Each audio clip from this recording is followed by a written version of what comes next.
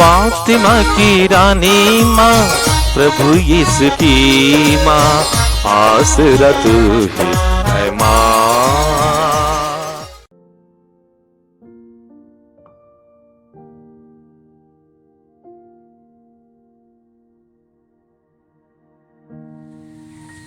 पहला पाठ प्रेरित चरित अध्याय 14 पद संख्याएं 19 से 28 तक। कुछ यहूदियों ने अंताकिया तथा इकोनिया से आकर लोगों को अपने पक्ष में मिला लिया। वे पौलुस को पत्थरों से मारकर और मरा समझकर नगर के बाहर घसीट ले गए। किंतु जब शिष्य पौलुस के चारों ओर एकत्र हो गए तो वह उठ खड़ा हुआ और नगर लौट आया। दूसरे दिन वह बरनाबस के साथ देरबे चल दिया। उन्होंने उस नगर में सुसमाचार का प्रचार किया और बहुत से शिष्य बना लिए। इसके बाद वे लिस्त्रा और इकोनिया होकर अंताकिया लौटे।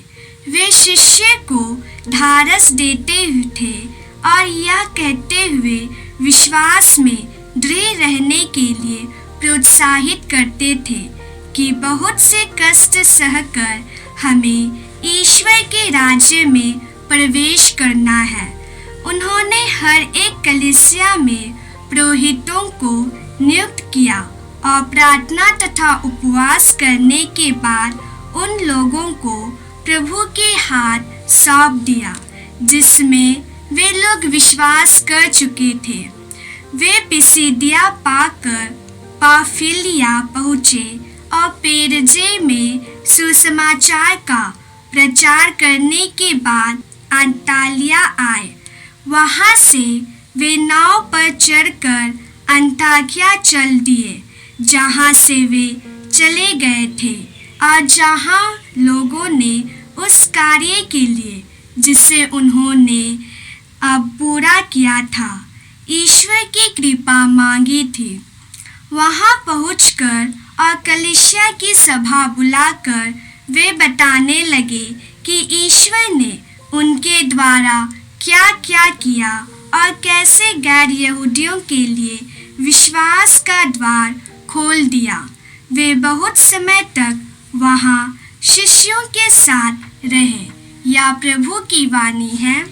ईश्वर को धन्यवाद। भजन अनुवाक्य। हे प्रभु, तेरे भक्त तेरे राज्य की महिमा का बखान करे। हे प्रभु, तेरे भक्त तेरे राज्य की महिमा का बखान करे। हे प्रभु, तेरी सारी सृष्टि तेरा धन्यवाद करे। तेरे भक्त तुझे धन्य कहे। वे तेरे राज्य की महिमा गाएं और तेरे सामर्थ्य का बखान करें। अनुवाद के। हे प्रभु, तेरे भक्त तेरे राज्य की महिमा का बखान करें। हे प्रभु, तेरे भक्त तेरे राज्य की महिमा का बखान करें। जिससे सभी मनुष्य तेरे महान कार्य और तेरे राज्य की अपार महिमा जान जाए। तेरे राज्य का कभी अंत नहीं होगा। तेरा शासन पीढ़ी दर पीढ़ी बना रहेगा। अनुवाद के। हे प्रभु, तेरे भक्त तेरे राज्य की महिमा का बखान करे। हे प्रभु, तेरे भक्त तेरे राज्य की महिमा का बखान करे। मेरा कंठ प्रभु की स्तुति करता रहे। सभी मनुष्य सदा सर्वदा उसका पवित्र नाम धन्य कहे।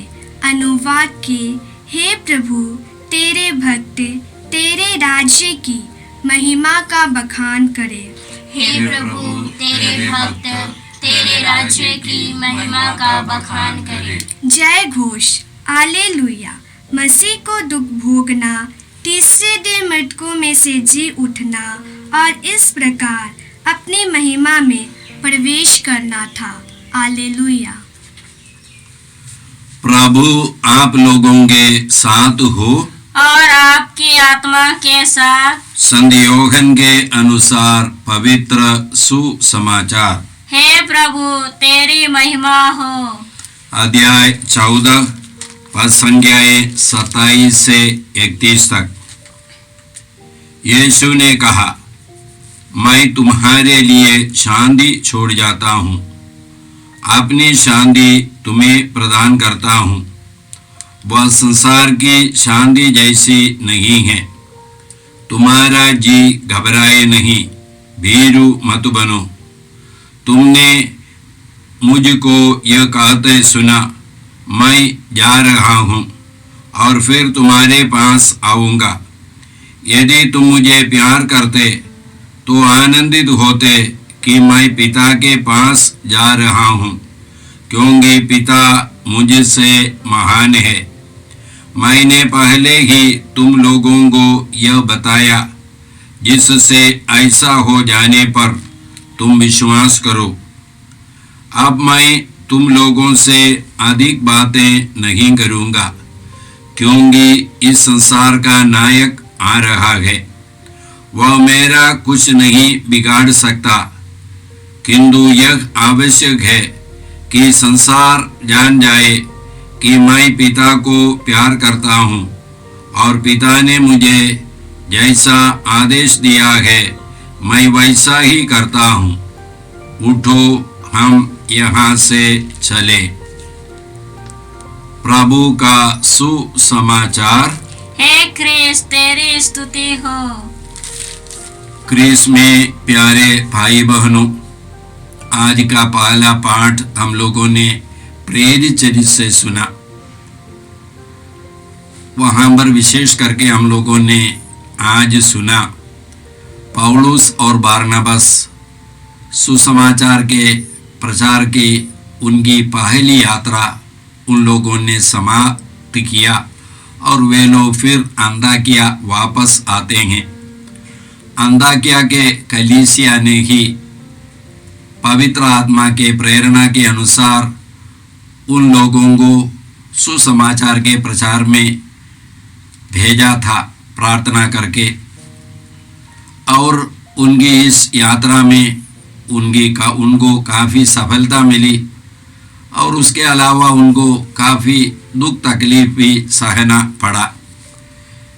हम लोग संत मार्कुस के सुसमाचार के अंत में इसी प्रकार पढ़ते हैं, 16वां अध्याय के 20वां वाक्य, शिष्यों ने जाकर सर्वत्र सुसमाचार का प्रचार किया।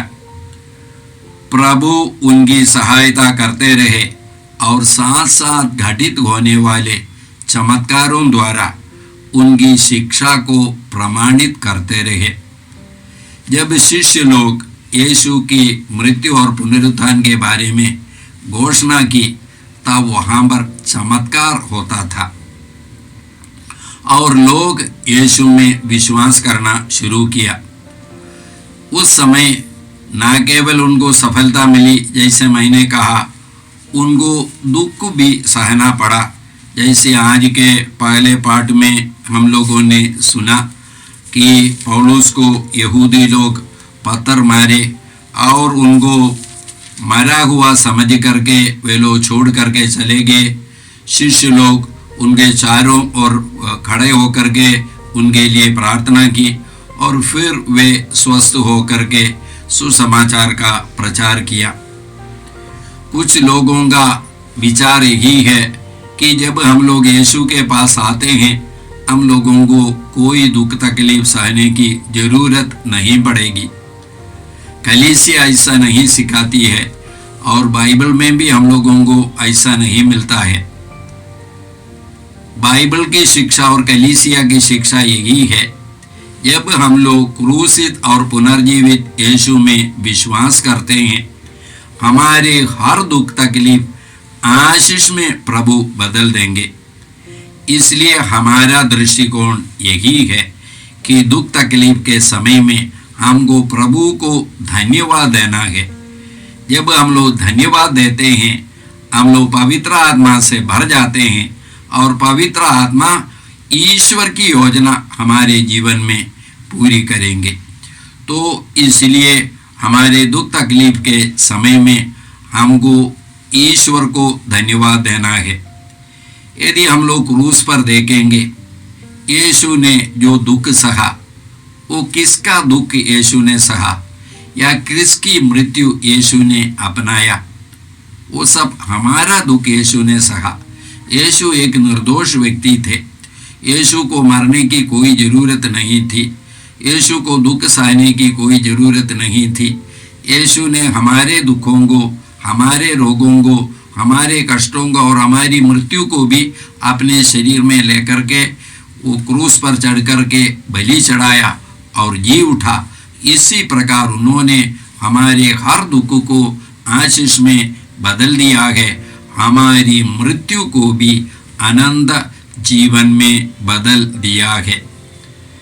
जब कभी हम लोग यीशु के सुसमाचार के प्रचार करते हैं या सच्चाई की प्रचार करते हैं, वहाँ पर काफ़ी विरोध होता है और होती है, विरोध होता है। हम लोग देखते हैं क्यों ऐसा विरोध होता है, क्योंकि हमारे लिए सत्य एक व्यक्ति है, सत्य यीशु है। यीशु ने कहा, मार्ग, सत्य और जीवन मैं हूँ। I am the way, the truth and the life. हम लोग बार बार बाइबल में सुना है, जहाँ पर आई एम बोलते हैं उसका मतलब है यीशु ईश्वर है बोलते हैं, सत्य ईश्वर है, सत्य हमारे लिए एक व्यक्ति है। इसी प्रकार बुराई भी एक व्यक्ति है, बुराई भी एक आत्मा है, झूठ की आत्मा है। हम लोग एफेसियों के नाम पत्र में 6 अध्याय का 12वां वाक्य में इसी प्रकार पौलुस कहते हैं, क्योंकि हमें निरे मनुष्यों से नहीं बल्कि इस अंधकारमय संसार के अधिपतियों, अधिकारियों और शासकों और आकाश के दुष्ट आत्माओं से संघर्ष करना पड़ता है। इसलिए आप लोग ईश्वर का अस्त्र शस्त्र धारण करें। तो हम लोग किसी मनुष्य से हम लोग संघर्ष नहीं करते हैं, बल्कि बुराई की शक्ति से है, बुराई की आत्मा से है। इसलिए ईश्वर का अस्त्र शस्त्र हमको अपनाना है। उसमें पहला अस्त्र जो इस बाइबल में पौलुस बोलते हैं वह क्या है? 14वां वाक्य में, 6 अध्याय का 14वां वाक्य में, आप सत्य का कमरबंद कसकर, तो सत्य को अपनाना है। क्यों सत्य पहला हथियार है? क्योंकि शैतान झूठ है और झूठ का पिता है। तो ये झूठ से, झूठ जो शैतान है उससे लड़ने के लिए हमको सत्य की जरूरत है। सत्य कौन है? सत्य यीशु है। सत्य यीशु का वचन है। यीशु का वचन हमारे लिए कोई काला अक्षर नहीं है, बल्कि एक व्यक्ति है। तो भाई और बहनों, हम लोग ईश्वर का वचन पढ़े और ईश्वर के वचन का उपयोग करें। विशेष करके इन दिनों कई लोग हम लोगों को फ़ोन करके चंगाई के लिए, माने बीमार है, ये कोविड के कारण, कोरोना वायरस के कारण बीमार है, इसके लिए प्रार्थना मांगते हैं और कई लोग डरे हुए हैं। तो एक वचन जो हम सब लोग बोल सकते हैं वह यह है, संत योहन का सुसमाचार के 14वां अध्याय का पहला वाक्य, तुम्हारा जी घबराए नहीं, ईश्वर में विश्वास करो और मुझ में भी विश्वास करो। हमको क्या विश्वास करना है? कि यीशु हमारे साथ है। और यीशु हमारे साथ क्यों है? यीशु ने कहा, मैं इसीलिए आया हूँ कि वे जीवन प्राप्त करे, बल्कि परिपूर्ण जीवन प्राप्त करे। यीशु हमको परिपूर्ण जीवन देते हैं, शरीर में, मन में, आत्मा में। तो ये यीशु हमारे साथ है। तो इसीलिए हमको ये वचन को बोलना है। इसके अलावा एक दूसरा वचन रोमियों के नाम पत्र 8वां अध्याय का 31वां वाक्य, यदि ईश्वर हमारे साथ है तो कौन हमारे विरुद्ध होगा? यदि ईश्वर हमारे साथ है तो कौन हमारे विरुद्ध होगा? आज का सुसमाचार हम लोगों ने संत योहन के सुसमाचार से सुना। वहाँ पर यीशु कहते हैं, मैं तुम्हारे लिए शांति छोड़ जाता हूँ, अपनी शांति तुम्हें प्रदान करता हूँ। वह संसार की शांति जैसी नहीं है, तुम्हारा जी घबराए नहीं। मैं तुम्हारे लिए शांति छोड़ जाता हूँ, अपनी शांति तुम्हें प्रदान करता हूँ। हमारे राष्ट्रपिता गांधी जी बताते थे 2 प्रकार के शांति के बारे में। एक है मुर्दा घाट की शांति, वहाँ पर भी शांति है, लेकिन वहाँ पर मृत्यु राज्य करता है। एक दूसरी शांति है, जो शांति हमको मिलती है जब हम लोग बुराई पर जीत हासिल करते हैं, मृत्यु पर जीत हासिल करते हैं, और उसके बाद हमको एक शांति मिलती है, वह दूसरी शांति है, वह असली शांति है। यीशु हम लोगों को वही शांति देते हैं। यीशु ने हमारी जगह पर हमारे लिए मृत्यु पर विजय हासिल की है। यीशु ने हमारी जगह पर हमारे लिए हर प्रकार के बुराई पर जीत हासिल की है, और यीशु ने अपने मृत्यु और पुनरुत्थान के द्वारा और यीशु में विश्वास करने से हम लोगों को इस जीत या इस सफलता के हकदार हम लोगों को भी बनाया है। हम लोग संत यूहन्ना के पहले पत्र के 5वां अध्याय के 4था वाक्य में इसी प्रकार पढ़ते हैं, ईश्वर के हर संतान संसार पर विजयी होती है। वह विजय जो संसार को पराजित करती है हमारा विश्वास ही है। कौन संसार पर विजयी होती है? केवल वही जो यह विश्वास करता है कि यीशु ईश्वर का पुत्र है। कौन संसार पर विजयी होती है? केवल वही जो यह विश्वास करता है कि यीशु ईश्वर के पुत्र है। यीशु ईश्वर के पुत्र है। यीशु ने हमारे लिए संसार पर माने बुराई पर, ये संसार मृत्यु के वश में रहता है, ये मृत्यु पर यीशु ने हमारे लिए विजय हासिल की है। कौन यीशु? कौन क्या विश्वास करना है हमको? यीशु ईश्वर का पुत्र है। यीशु मर करके जी उठे हैं, आज भी हमारे जीवन में हमारे बीच में है। यदि कोई बताता है मेरे अंदर शांति नहीं है, इसका मतलब क्या है? मेरे अंदर यीशु क्रियाशील रीति से उपस्थित नहीं है। शांति हमारे लिए एक अवस्था नहीं, हमारे लिए एक व्यक्ति है। यीशु हमारी शांति है। एफेसियों के नाम पत्र 2 अध्याय का 14वां वाक्य में हम लोग पढ़ते हैं, वह हमारी शांति है, यीशु हमारी शांति है। तो यदि हमारे अंदर या हमारे परिवार में शांति नहीं है, यीशु क्रियाशील रीति से हमारे जीवन में उपस्थित नहीं है।